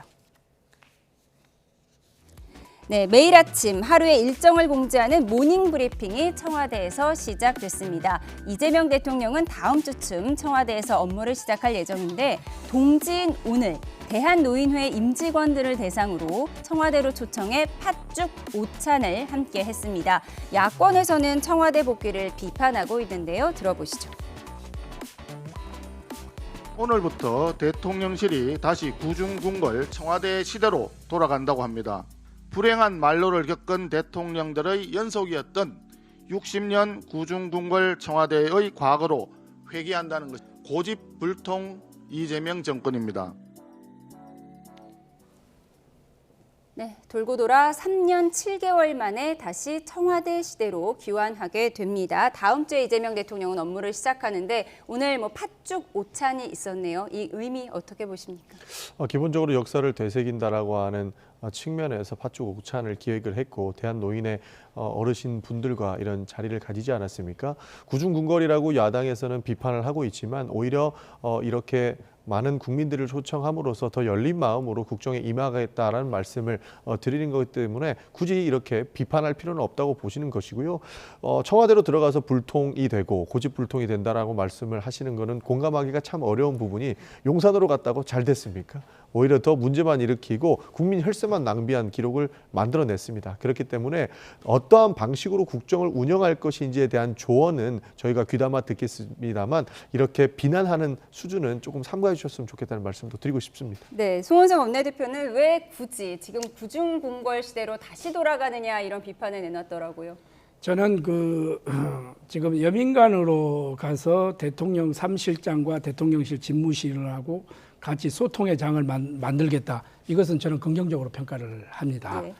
청와대가 됐든 지금 용산이 됐든 어떤 장소가 문제가 아니라 얼마나 국민과 소통을 하고 또 이게 국민에게 알 권리를 정확하게 알려주는 그런 역할이 더 중요하지 않겠습니까? 용산으로 가고 다시 또 정권이 바뀌면 청와대로 가고 저는 이것이 좀 반복되지 않았으면 좋겠습니다. 여기에 지금 국민 혈세가 1천억이 넘는 돈이 지금 투입되고 있지 않습니까?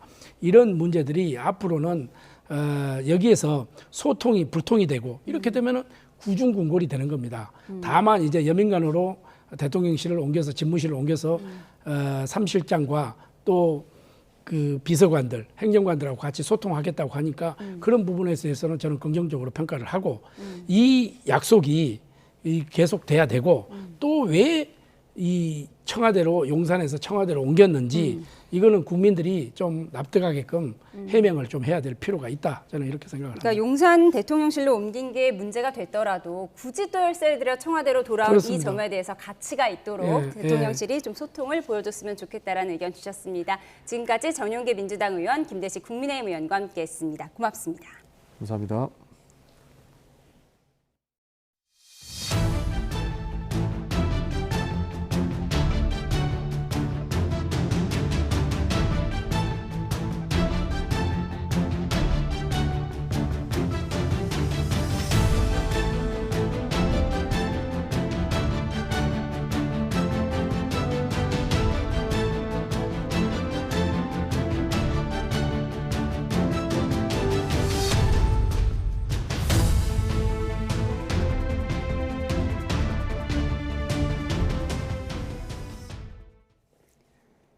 민중계 특검팀이 로저 비비의 가방 의혹에 연루된 국민의힘 김기현 의원을 피의자 신분으로 조사하고 있습니다. 특검은 김건희 씨에 대한 검찰의 부실 수사 의혹과 관련해 이원석 전 검찰총장에게 오는 24일 소환을 통보했습니다. 취재기자 연결합니다. 안동준 기자. 네, 김건희 특검 사무실입니다. 네, 특검이 지금 김기현 의원을 조사하고 있죠. 네, 그렇습니다. 김기현 의원은 오늘 오후 1시 반쯤 이곳 김건희 특검 사무실에 피의자 신분으로 출석했습니다. 김 의원이 특검에 출석한 건 이번이 처음인데요. 김 의원은 아내가 김건희 씨에게 당대표 당선에 대한 대가로 로저 비비의 가방을 건넸다는 의혹과 관련해 조사를 받고 있습니다. 앞서 특검은 김 의원이 소환 통보에 응하지 않자 공개적으로 소환을 재통보하겠다고 밝혔는데요. 오늘 비공개로 출석했지만 특검은 조사 일정을 조율했고 일방적인 출석은 아니라고 밝혔습니다. 이 특검은 김건희 씨에게 로저 비비의 가방이 전달됐던 당일 김기현 의원 아내가 김 의원 사무실에 15분가량 머문 사실을 확인했습니다. 여기에 가방을 구매한 대금도 김 의원 계좌에서 빠져나간 것으로 파악됐는데요.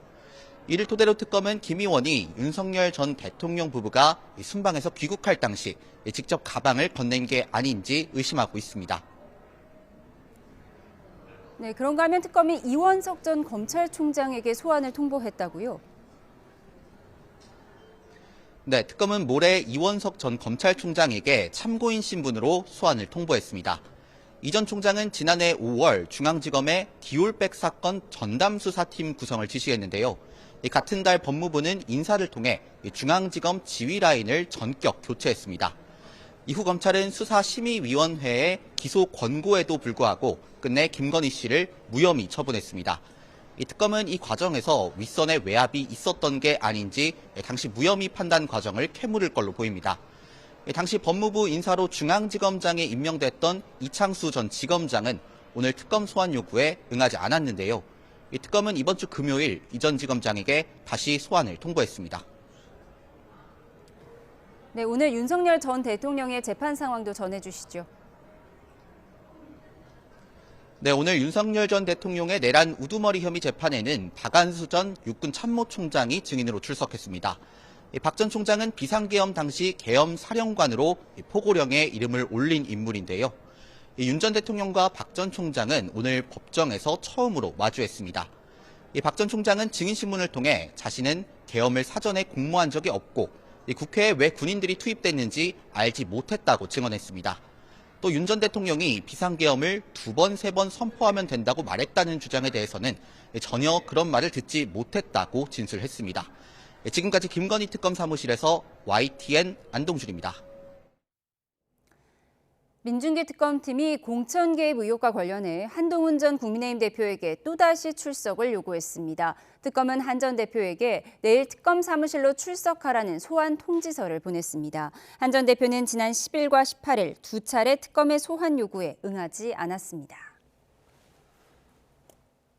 성탄절을 앞둔 이번 주에는 기온 변화가 무척 큰 날씨가 예상됩니다. 오늘 아침 찾아온 동지 추위는 내일부터 풀리겠지만 성탄절 이브까지 비가 오는 곳이 많겠는데요. 취재기자 연결해서 자세한 날씨 전망 알아보겠습니다. 정혜은 기자, 성탄절을 앞두고 기온 변화가 커진다고요? 네, 그렇습니다. 이번 주는 성탄절을 전후해서 기온 변화가 무척 큰 날씨가 이어질 것으로 보입니다. 우선 오늘 1년 중 밤이 가장 길어진다는 절기 동지인데요. 서울 아침 기온이 영하 6도 가까이 떨어지면서 반짝 추위가 찾아왔습니다. 하지만 한낮에는 영상 5도까지 기온이 오르면서 평년 수준을 회복했고 내일과 성탄절 이브인 모레까지는 예년 기온을 웃돌면서 크게 춥지 않겠습니다. 다만 내일 오후 중서부 지방을 시작으로 밤에는 전국에 비가 오겠고 비구름은 성탄절 이브 새벽이나 아침까지 영향을 주겠습니다. 기온이 높아서 내륙에는 5에서 20mm 정도의 비가 내리겠고요. 강원 북부 산간에만 1cm 안팎의 눈이 오겠습니다. 이후 성탄절에는 내륙 대부분 맑은 날씨가 예상돼 화이트 크리스마스 가능성은 낮습니다. 다만 이 찬 공기가 유입되면서 예년보다 추운 날씨가 이어지겠고 서울 등 중부 내륙의 아침과 낮 체감 온도가 영하 10도 안팎까지 크게 떨어지겠습니다. 호남 서해안 일부 지역에서는 지형 효과가 더해지면서 눈이 내릴 가능성도 있습니다. 특히 성탄절을 지나서 금요일 아침에는 서울 아침 기온이 영하 9도까지 내려가면서 반짝 한파가 절정에 달하겠습니다. 하지만 이 성탄절 한파는 오래가지 않겠고요. 주말 낮부터는 평년 기온을 회복하면서 풀릴 전망입니다. 지금까지 과학기상부에서 YTN 정혜연입니다. 쿠팡물류센터에서 일하다가 숨진 고 장덕준 노동자와 관련해 노동조합에서 김범석 쿠팡 INC 의장을 경찰에 고발하기로 했습니다. 택배노조는 내일 오후 2시 경찰청 앞에서 기자회견을 연 뒤 고발장을 제출할 예정입니다. 노조는 김 의장이 장 씨의 근무 모습이 찍힌 CCTV 영상 중 회사에 유리한 부분만 부각하도록 당시 정보보호 책임자에게 지시하는 등 산업재해 원인 조사를 방해했다고 주장하고 있습니다. 중학생 3명이 지하주차장에서 차량을 털다가 경찰과 추격전을 벌였습니다. CCTV 화면 함께 보시죠. 네, 지하주차장 모습을 보고 계십니다. 중학생 1명이 차량으로 접근을 하는데요. 차량 안을 보는 듯 하더니 어느새 친구 2명이 더 다가오죠. 곧 문을 열고 주섬주섬 안에 있는 물건들을 꺼내고요. 그대로 달아나 버립니다. 지금 보시는 화면 경찰과 추격전을 벌이는 모습을 보고 있습니다. 경찰은 학생들이 차량 털이를 하고 있다는 아파트 관리사무소 직원들의 신고를 받고 퇴로를 차단하고 추격전을 벌인 끝에 두 학생을 모두 검거했습니다. 이어 달아난 한 학생도 특정해서 자진 출석하도록 했는데요. 이들은 지난 3일 새벽 0시 40분쯤 양주시 옥정동에 있는 차량 20여 대에서 무선 이어폰 등 금품 150만 원어치를 훔친 혐의를 받습니다. 일당은 하루 전엔 포천시 일대 모텔 주차장에서도 물건을 훔친 것으로 조사돼 경찰은 추가 범행 등을 조사하고 있습니다. 북한 연계 해킹 그룹 APT37이 인터뷰를 섭외하는 방송 작가나 세미나 참석을 요구하는 대학 교수를 사칭해 친분을 쌓은 뒤 악성 코드가 담긴 한금 파일을 열어보게 한 것으로 조사했습니다. 제니언스 시큐리티 센터는 오늘 작전명 아르테미스 분석 보고서를 공개했습니다.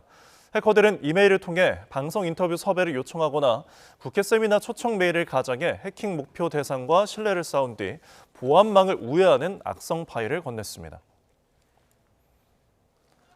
지방자치단체가 조례로 비둘기에게 먹이를 주지 못하도록 한 야생생물법을 두고 동물단체들이 동물학대라며 헌법소원을 냈습니다. 동물권 단체 케어와 한국동물보호연합 등은 오늘 비둘기 먹이 주기 금지 야생생물법은 헌법상 생명권과 행복 추구권, 과잉 금지 원칙을 침해한다고 주장했습니다. 이어 해당 법안이 비둘기 개체 조절을 명분으로 내세우지만 실질적으로는 비둘기를 굶겨 죽이겠다는 동물 아사 정책이라고 비판했습니다. 한국철도공사 코레일 노조가 내일 오전 9시부터 총파업에 들어간다고 예고했습니다. 국토교통부는 파업에 대비해 오늘부터 정부합동 비상수속대책본부를 가동하기로 했는데요. 취재기자 연결해서 자세히 알아보겠습니다. 최두희 기자, 우선 철도노조의 파업 배경부터 설명해 주시죠. 네, 철도노조가 내일 오전 9시부터 총파업에 들어갑니다. 이달 들어 두 번째 총파업 예고인데요. 철도노조는 성과급 정상화를 요구하고 있습니다. 다른 공공기관과 형평성에 맞게 경영평가 성과급 지급 기준을 기본급의 80%가 아닌 100%를 기준으로 산정하라는 게 노조 측 요구사항입니다. 하지만 기재부가 성과급 100%가 아닌 90% 기준을 제시한 것으로 알려지면서 노조는 이번 파업에 12,000여 명이 참석할 것으로 내다봤습니다. 코레일 경영진도 호소문을 통해 성과급 정상화가 절실하다고 밝히며 철도 노사가 한 목소리로 성과급 정상화를 촉구하고 있습니다. 네, 파업에 따라서 코레일이 운영하는 수도권 전철 등의 경우 25% 정도의 감축은행이 불가피한 상황인 거죠? 네, 그렇습니다. 코레일은 파업에 따른 운행 차질이 없도록 대체 인력을 투입할 예정입니다. 이에 따른 서울 지하철 13, 4호선 등 수도권 전철 운행률의 경우 평시 대비 75.4% 수준이 될 것으로 보인다고 밝혔는데요. 단 출근 시간대는 90% 이상 운행한다는 방침입니다. KTX는 66.9%, 일반 열차 새마을호는 59%, 무궁화호는 62% 수준으로 운행할 예정입니다. 또 화물열차는 긴급 화물 위주로 수송하고 평시 대비 운행률 21.5%를 유지하기로 했습니다. 국토부도 오늘부터 24시간 정부 합동 비상수송 대책본부를 가동하기로 했는데요. 파업이 시작되면 대체 인력을 집중 투입해 열차 운행률을 최대한 유지하기로 했습니다. 수서고속철도 SRT 운영사인 SR도 철도노조 파업에 대비해 오늘부터 파업 종료 시까지 비상대책본부를 운영합니다. 지금까지 경제부에서 YTN 최두입니다. 네, 국제우주정거장에서 우주비행사가 음식을 소개하고 있습니다. 그런데 자세히 보니 우리에게 익숙한 즉석밥이 보이는데요. 우주에서의 즉석밥, 특별한 사연이 있습니다. 쌀밥을 꺼내고 김치를 보여주더니 김까지 내놓습니다. 미 항공우주국 나사의 우주비행사 조니 킴인데요. 이 조니는 나사 최초의 한국계 우주비행사입니다. 미국 추수감사절을 맞아 가족들이 보내온 선물을 열어보는 시간인데요. 이 조니 킴의 가족들이 맛있는 한국 음식들을 보낸 겁니다. 조니 킴은 최근 8개월간의 우주 임무를 마친 뒤에도 한국 음식 사랑을 자랑했는데요. 들어보시죠. My favorites, though, were actually sent up in my care package. And so my loved ones packaged kimchi and rice and and dried seaweed. And those are things that I kind of grew up on. And I just didn't have much of that up. There was really no. So being able to have that a little bit at home was really nice. 이 소식을 접한 네티즌들은 우주인, 의사, 군인 엄친아도 햇반을 못 참는구나. 우주에서도 결국 밥심이다. 우리 즉석밥 이제 나사 식량 인증 받는 거야? 우주정거장에서 김치 냄새 가득하겠네 라는 등의 반응을 보였습니다.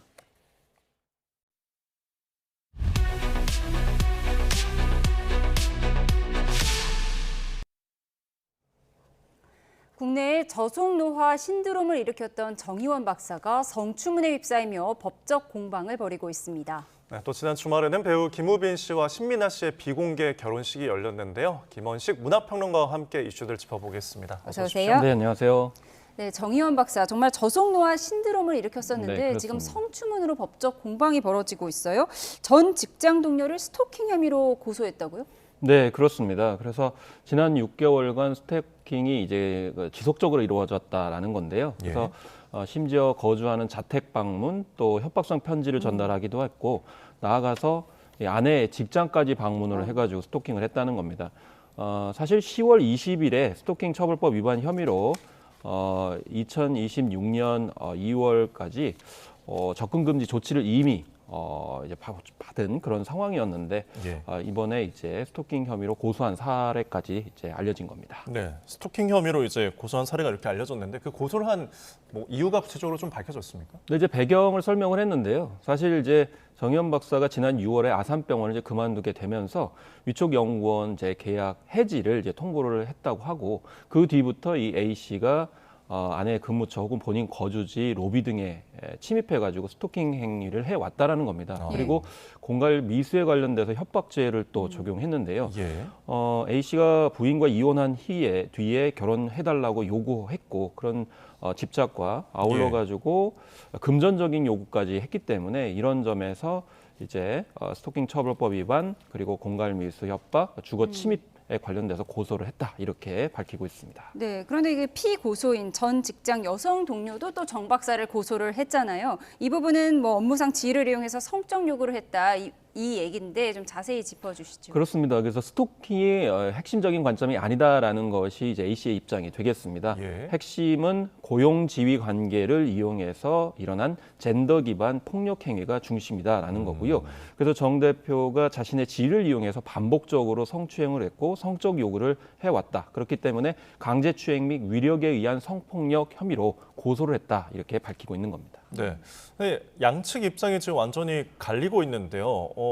사실관계가 좀 어떻게 파악될 수 있는 겁니까? 그래서 이제 A 씨 입장에서는 종속적인 구조관계가 이제 핵심이다 이렇게 얘기를 하고 있는 거죠. 그래서 이 실제 연구 보조보다는 개인 대외 활동 업무 전담 과정에서 성적 요구와 또 성적 취향에 따른 그런 특정 역할을 지속적으로 요구해 온 과정에서 이제 문제가 발생했다 이렇게 얘기를 하는 것이고요. 네. 여기에 저작권 침해 문제도 핵심이다 이렇게 얘기를 하고 있습니다. 그래서 정의원 박사가 사실은 SNS 활동을 좀 활발하게 했고 네. 그런 와중에 여성 팬들도 많이 확보한 그런 상황이고 그리고 이제 책도 이제 문제가 불거지고 있는데 어쨌든 SNS의 내용들이 그 여성이 다 작성한 것이다라고 하면서 이제 금전적인 요구를 2년여 가까이를 해달라. 그러니까 사실상 전부 다 자신의 기여를 통해 가지고 수익 얻은 것이다 이렇게 요구를 했다는 것이고 예. 이런 점에 있어서 정의원 박사 측은 부정을 하고 있는 거죠. 이 사건의 본질은 사생활 폭로를 빌미로 해서 2년 동안 개인 소득을 갈취하려는 그런 행위가 핵심이다 이렇게 얘기를 하고 있기 때문에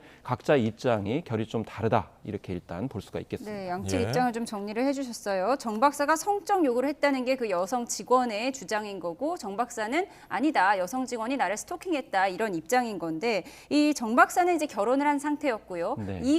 결혼을 한 상태에서 여성 직원과 교류를 했다 이런 주장이 나오고 있는 건데요. 이 교류에 대해서는 이제 인터넷에서 설왕설래를 했습니다. 그래서 예. 뭐 술은 마셨는데 음주운전은 아니냐 이런 얘기들이 나오고 있는데요. 그 이유는 2024년 3월에서 이제 몇 달 동안은 사적으로 친밀한 감정을 느껴가지고 예. 일시적으로 교류한 적이 있다 이렇게 언급을 했거든요.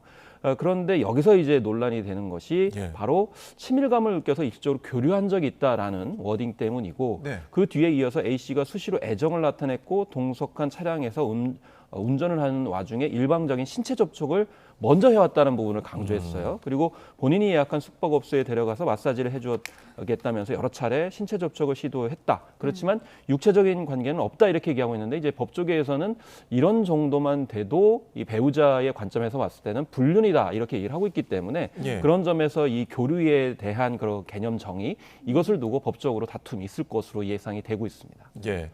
지금 정 박사 같은 경우는 자신의 이제 유튜브에도 긴 입장문을 내고 계속 논란이 이렇게 되다 보니까 지금 맡고 있는 직책이 있잖아요. 서울시 건강총괄관이었는데 지금 이 부분에 대해서도 사임을 했다고요? 그렇습니다. 그래서 사실관계가 다른 부분이 많기 때문에 그런 부분을 좀 치밀하게 밝히기 위해서 사의를 표명한다라는 입장을 표명했는데요. 예. 이 서울시는 내부 절차에 따라서 사표를 수리할 것으로 지금 알려지고 있습니다.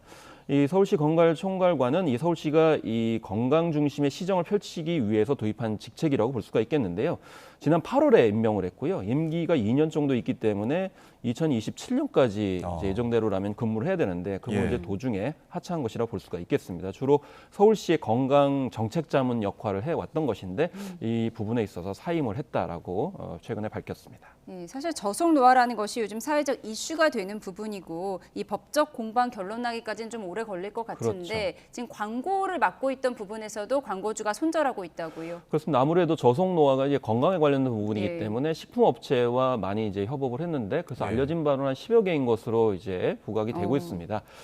그런데 지금 현재 뭐 렌틸콩 제품에 관련돼서 뭐 이름과 이미지를 제거한 소식이 알려지기도 했었고요. 그리고 햇반에 관련돼서도 이제 판매가 꽤 된 것으로 알려졌는데 이 부분도 예. 지금 이미지와 이름이 삭제되고 있고 그리고 이제 다른 건강 제품 같은 경우는 이제 한정판이기 때문에 더 이상 네. 지속성은 없다고 했습니다만은 어떤 향후에 이 위약금 문제가 좀 불거질 가능성이 높다 이렇게 일단 볼 수가 있겠고 지금 이제 방송도 진행하고 있는 것으로 알려지고 있는데 네. 이 부분도 아마 이슈가 될 가능성이 높아 보입니다. 네.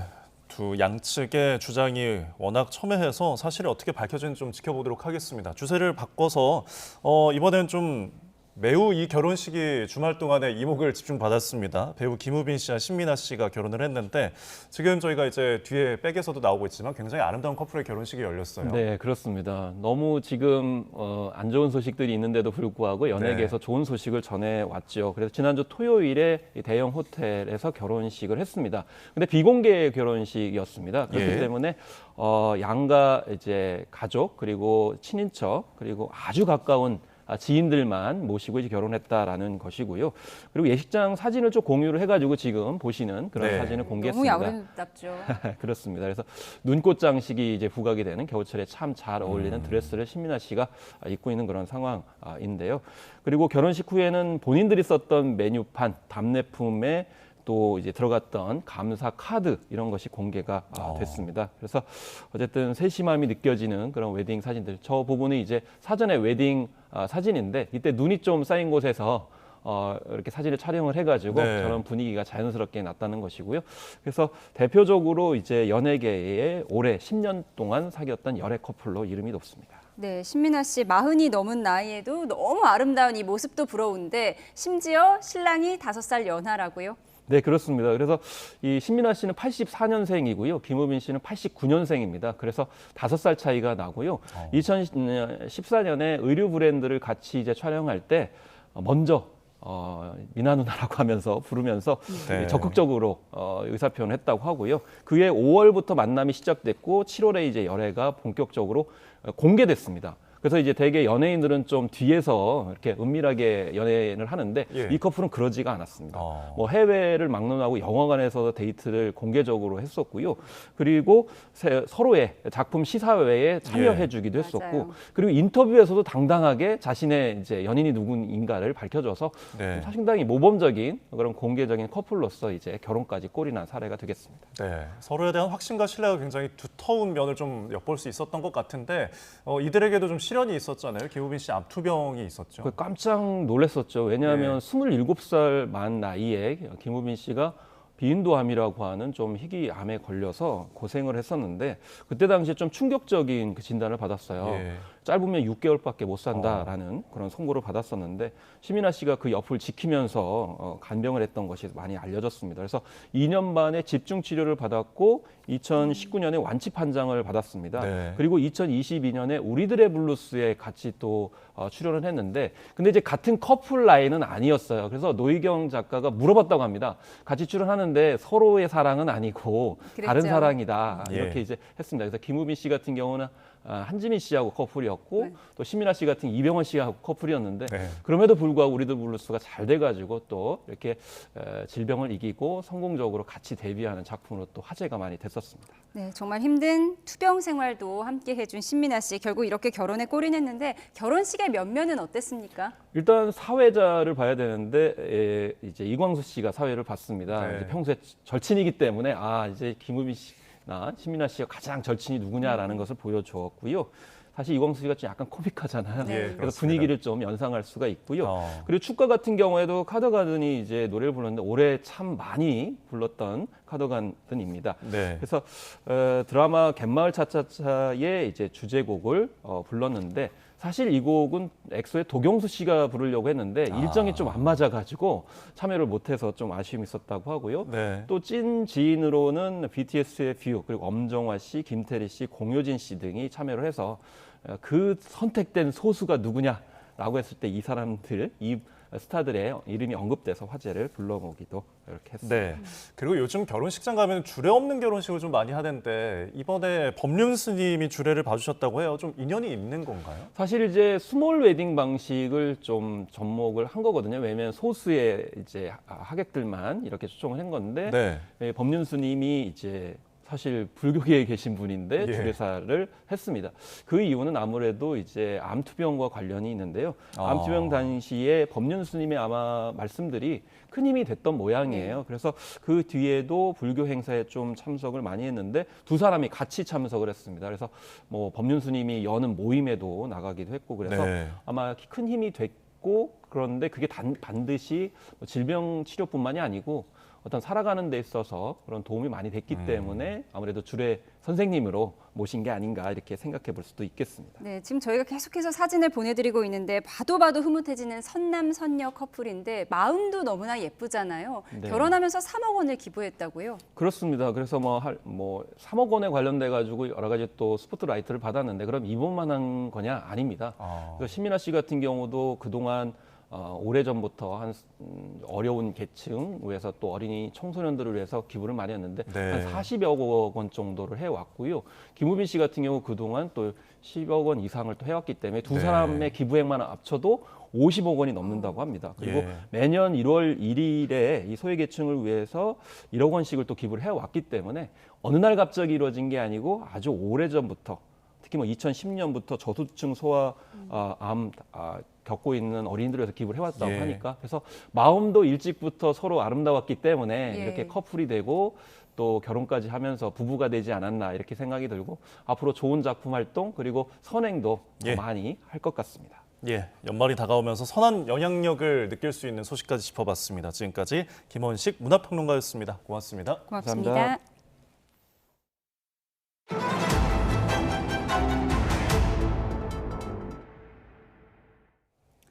1900년대 제물포 개항장의 모습을 담은 영상이 공개됐습니다. 개항 당시 인천의 모습이 담긴 영상 가운데 가장 오래된 건데요.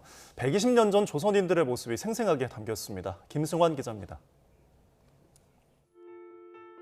몸집만한 쌀가마니를 짊어진 짐꾼들이 부두 쪽으로 분주히 오갑니다. 어깨에 빈 지게를 맨 채 짐꾼들이 나란히 앉아 쉬거나 이야기를 나누는 듯한 장면도 보입니다. 영상 속 장소는 인천 제물포항. 촬영 시기는 1908년에서 1910년 사이로 추정됩니다. 1910년 강제병합 전부터 일본으로 쌀 유출이 심했던 당시 한반도의 상황을 유추할 수 있습니다.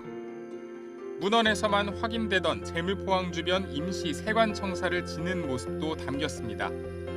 갓을 쓴 사람들과 짐을 잔뜩 실은 소, 그 뒤로 1915년 철거되기 전의 서대문, 돈이문과 전찻길도 화면에 잡힙니다. 이 영상들은 한국영상자료원이 2023년 11월 프랑스 시네마테크 프랑세즈 보존고에서 찾았습니다. 한국과 프랑스가 1년 넘게 공동복원 작업을 했고 120년 가까이 지난 지금도 간판 글씨를 알아볼 수 있을 만큼 화질을 되살렸습니다. 시네마테크 프랑세즈 이 필름이 존재하는지를 모르고 있었어요. 근데 저희가 프랑스에 갔을 때 직접 내부 데이터베이스를 검색을 해서 이 필름을 찾았고 필름에는 꼴에 1360이라는 표기만 남아있을 뿐 추가 정보는 없었습니다. 1900년대 초 조선을 방문한 프랑스의 전문 촬영 기사가 찍은 걸로 추정됩니다. 영상자료원은 현재까지 확인된 자료 중 인천 제물포 개항장을 촬영한 가장 이른 시기의 영상이라고 밝혔습니다. YTN 김승환입니다. 온실가스 감축이 제대로 이뤄지지 않는다면 2100년에는 서울 기온이 40도를 넘고 열대 안에 2달 넘게 이어질 것으로 분석됐습니다. 기상청은 오늘부터 지구 평균 기온이 기후변화의 마지노선을 넘었을 때 우리나라 기온과 강수량이 어떻게 달라지는지를 담은 기후변화 상황 지도를 제공한다고 밝혔습니다. 서울 기상관측소가 있는 종로구 교남동 기준 지구 평균 기온이 1.5도 오르면 서울 최고 기온은 36.8도까지 오르고 5도 상승 시에는 41.5도에 이를 것으로 분석됐습니다. 오늘 아침 8시쯤 경기 안양시 석수동에 있는 도로에서 화물차가 신호대기 중이던 시내버스를 들이받고 중앙분리대 쪽으로 넘어지는 사고가 발생했습니다. 이 사고로 화물차 운전자 60대 남성과 버스기사 50대 남성, 버스 승객 20대 여성이 경상을 입었습니다. 또 사고 수습을 위해 서울에서 안양으로 가는 방향 2개 차로 가운데 1개 차로가 5시간 동안 통제되며 출근 시간대 정체가 빚어졌습니다. 경찰은 브레이크 유압이 충분하지 않아 일부러 버스를 추돌시켜 멈췄다는 운전자의 진술을 바탕으로 자세한 사고 경위를 조사하고 있습니다. 한화큐셀이 관세를 돌려달라며 미국 트럼프 행정부를 상대로 소송을 냈습니다. 관세 부과와 관련된 연방 대법원의 판결을 앞둔 상황에서 한국 기업이 소송을 낸 건 이번이 처음입니다. 김선중 기자입니다. 미국 조지아주에 있는 한화큐셀 공장입니다. 공장에서 쓰는 원자재는 모두 말레이시아에서 수입합니다. 주요 부품들도 대부분 한국과 말레이시아에서 들여오는데 트럼프 행정부의 상호 관세 부과로 가격이 껑충 뛰었습니다. What we've seen is the inflation rate ticked up after he announced tariffs in April. That's a problem. And we've seen people get more pessimistic as a result. 한화큐셀 미국 법인은 관세 부과가 부당하다며 지난 18일 소송을 냈습니다. 한국 기업의 소송이 확인된 건 이번이 처음입니다. 미국 법원은 앞서 미국 대형 유통업체인 코스트코가 제기한 관세 반환 소송은 기각했습니다. 연방 대법원에서 관세가 위법하다고 판단하면 그때 돌려받을 수 있다는 이유에서입니다. 트럼프 대통령은 여전히 관세 부과로 수십억 달러를 벌어들였다며 자화자찬하고 있습니다. Billions and billions and billions, hundreds of billions of dollars in tariffs. Remember they said, oh, the tariffs will cause inflation. Just came out with the best inflation report we've had in years. And lots of cash, too. 하지만 최종 판결을 앞둔 연방 대법원의 분위기는 트럼프의 기대와는 사뭇 다릅니다. 이미 1, 2심 법원은 트럼프 대통령이 이른바 국가비상경제권한법에 근거해 부과한 관세가 잘못이라고 판결했습니다. 다만 판결 이후에도 관세를 돌려받는 절차가 간단하진 않습니다. 실제 케빈 해시 백악관 국가경제위원장은 대법원 판결이 나온다 해도 광범위한 환급은 어려울 것이라고 선을 그었습니다. YTN 김선중입니다. 미국 법무부가 의회 압력에 밀려 방대한 양의 앱스타인 파일을 공개했지만 오히려 역풍이 거세지고 있습니다. 애초 트럼프 대통령 관련 자료는 거의 공개하지 않은 데다 하루 만에 일부 자료를 삭제한 사실이 드러나자 민주당은 파상 공세에 나섰습니다. 유투건 기자입니다. 미국 법무부가 웹사이트를 통해 공개한 앱스타인 파일 가운데 하나입니다. 서랍에 담긴 여러 장의 사진 사이로 트럼프 대통령 부부가 앱스타인과 함께 찍은 사진이 보입니다. 그런데 이 사진은 공개된 지 하루 만에 슬그머니 삭제됐습니다. 이 밖에도 최소 15건의 자료가 별다른 고지나 설명 없이 사라진 것으로 확인됐습니다. 애초 자료 자체가 부실하게 공개된 가운데 석연찮은 삭제 조치까지 이어지자 논란은 더 커졌습니다. 공개된 파일 가운데 트럼프 대통령 관련 자료는 거의 없었고 FBI의 피해자 인터뷰나 법무부 내부 메모 등 예민한 자료들도 누락됐습니다.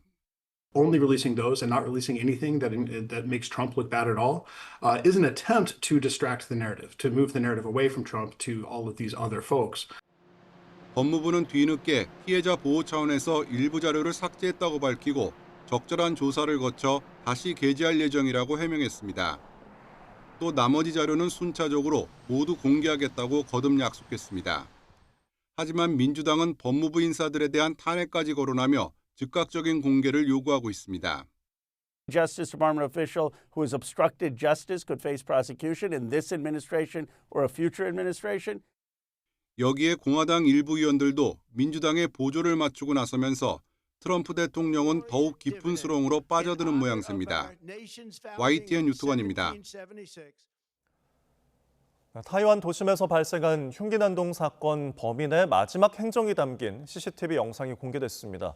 충격과 공포가 가시지 않은 가운데 타이베이에선 삼엄한 경비 속에 대형 마라톤 행사가 열렸습니다. 베이징에서 강정규 특파원입니다. 검은색 옷차림의 남성이 유유히 계단을 올라옵니다. 한 손에 흉기를 든 채 능숙하게 출입문 걸쇠를 열고 옥상 밖으로 나갑니다. 그로부터 2분 뒤 추격해온 경찰 9명이 체포에 나섭니다. 지난 19일 저녁 타이완의 수도 타이베이 도심 흉기 난동범의 최후 행적이 담긴 CCTV 화면입니다. 경찰은 10분 남짓 대치하던 범인이 갑자기 옥상 아래로 몸을 던졌다고 밝혔습니다. 袭击了这个事件造成4人死亡，含嫌犯1人，有11人受伤。 충격과 공포가 가시지 않은 가운데 타이베이에선 2만 8천 명 규모의 하프 마라톤 대회가 열렸습니다. 지하철역에 M16 소총으로 무장한 경찰이 배치되는 등 경계와 보안이 한껏 강화됐습니다. 所以这一次我们总共增加了340位警力，总共是693个，所以相较于过去相当增加了。 SNS에선 모방 범죄 예고도 잇따라 불안을 키웠습니다. 다음 범행 장소는 타이완 남부 도시 가오슝이라거나 12월 31일 100명을 살해하겠다는 식의 협박글입니다. 엎친 데 덮친 격으로 이번 사건의 부상자 가운데 에이즈 환자가 끼어 있다는 발표도 나왔습니다. 방역당국은 현장에서 혈흔과 접촉하거나 점막에 피가 튄 사람은 72시간 안에 병원에 가야 한다고 경고했습니다. 베이징에서 YTN 강정규입니다. 올해 미국에서 인공지능 AI를 이유로 한 인원 감축으로 일자리가 5만 4천여 개가 사라진 것으로 나타났습니다. 미국 CNBC 방송은 올해 1월에서 11월 미국에서 감축된 일자리가 117만여 개였고 이 중 AI가 이유로 언급된 경우가 5만 4,694개였다고 현지 시간 20일을 보도했습니다. 특히 AI 관련 주요 기업에서도 AI로 인한 감원 사례가 잇따랐다고 CNBC는 전했습니다. 인플레이션과 관세 등 탓에 비용 압박이 커지자 일선 기업들이 AI로 종전 인력을 대체해 인건비 부담을 줄이는 경우가 계속 늘어나고 있다고 CNBC는 전했습니다. 인도네시아 자바섬 중부에 있는 고속도로에서 버스가 방호벽을 들이받아 16명이 숨졌습니다. AP통신은 오늘 새벽 인도네시아주 자바주 스마랑 인근 고속도로에서 여객버스가 콘크리트 방호벽을 들이받고 전도됐다고 보도했습니다. 이 사고로 버스 승객 34명 가운데 16명이 숨지고 18명이 다쳤습니다. 지난주 개봉한 영화 아바타 불과제가 주말 기간 100만 명을 넘게 동원하면서 박스오피스 1위를 달리고 있습니다. 아바타 불과제는 지난 19일부터 어제까지 관객 130만 명을 동원해 누적 관객 수 174만 명을 기록하고 있습니다. 같은 기간 디즈니애니 주토피아2에는 62만 명이 들어 관객 수 630만 명을 돌파했는데 올해 국내에서 개봉한 영화 가운데 처음 600만 명을 넘어섰습니다.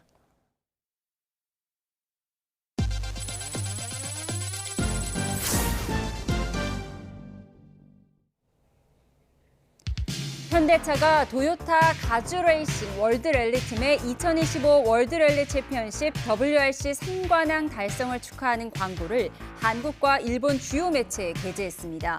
현대차는 광고에 훌륭한 경쟁자가 있었기에 현대 월드랠리팀 역시 한 단계 더 성장할 수 있었다며 양사는 함께 성장하는 라이벌이자 동반자라고 밝혔습니다. 삼성 바이오로직스가 미국 메릴랜드주 락빌에 있는 대규모 바이오 의약품 생산 시설 인수로 미국 내 생산 거점을 확보했습니다. 삼성 바이오로직스 아메리카는 글락소스 미스클라인과 2억 8천만 달러, 우리 돈 4,100억 원의 락빌 생산 시설 인수 계약을 체결했다고 밝혔습니다. 구광모 LG그룹 회장이 새해를 앞두고 임직원들에게 고객에게 더 다가갈 가치를 선택하고 집중하는 혁신이 필요한 때라고 강조했습니다. 구 회장은 국내외 LG그룹 구성원에게 보낸 신년사 영상에서 지금 새로운 미래가 열리는 변곡점에 서 있다며 이같이 밝혔습니다. 오리온그룹 오너 3세 담서원 씨가 입사 4년 5개월 만에 부사장으로 승진하면서 경영권 승계 준비 작업에 속도가 붙을 전망입니다. 오리온의 오늘 단행한 2026년 정기 인사에서 담 씨가 부사장으로 승진해 전략경영본부장을 맡게 됐다고 밝혔습니다. 담철곤 오리온 회장과 오너 2세 이화경 부회장의 장남인 담 부회장은 올해 36살로 2021년 7월 수석부장으로 입사해 지난해 말 전무로 승진했습니다. 오늘 아침 반짝 추위가 나타났지만 낮부터는 기온이 제법 올랐는데요. 내일은 서울 아침 기온이 영하 1도로 오늘보다 5도가량 높아 추위가 한결 덜하겠고요. 한낮 기온은 6도까지 올라서 오늘보다 조금 높겠습니다.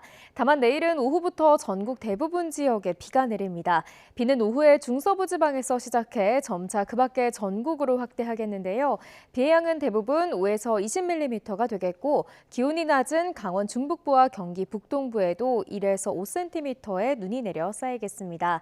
비는 내일 밤사이 대부분 그치겠습니다. 다만 영남 지방은 모레 아침까지, 제주도는 오후까지 비가 이어질 수 있겠습니다. 내일 아침 기온은 오늘보다 3에서 8도가량 높겠습니다. 서울 아침 기온 영하 1도, 대전 영하 2도, 대구는 영하 1도가 예상됩니다. 낮 기온도 오늘보다 1에서 3도가량 높겠습니다. 서울 한낮 기온 6도, 광주 13도, 부산은 15도가 예상됩니다. 성탄절인 목요일은 대체로 맑겠지만 날이 다시 추워지겠고요. 호남 서해안에는 산발적인 비나 눈이 오겠습니다. 이후 금요일에는 영하 10도 안팎의 강추위가 기승을 부릴 전망입니다. 날씨였습니다. 네, 이상으로 월요일에 보내드린 뉴스원 마치겠습니다. 함께해 주신 여러분 고맙습니다.